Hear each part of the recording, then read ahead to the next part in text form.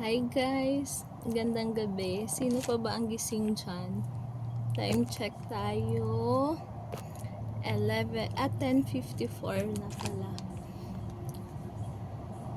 Sobrang late na guys. Kasi late na rin sila amo dumating. Actually guys, magmi-midnight snack ko. M&M's.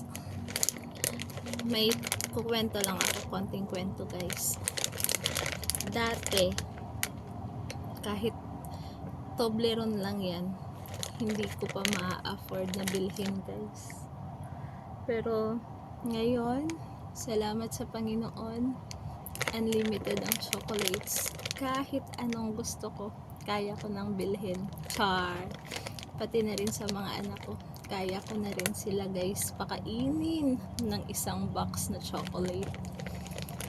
Hindi naman sa pagmamayabang guys, natutuwa lang talaga ako kasi malayo na, pero malayo pa ang narating ng buhay ko ngayon.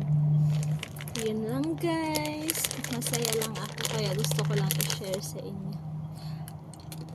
Sana ma-share ko rin ito sa inyo yung chocolates. Bye!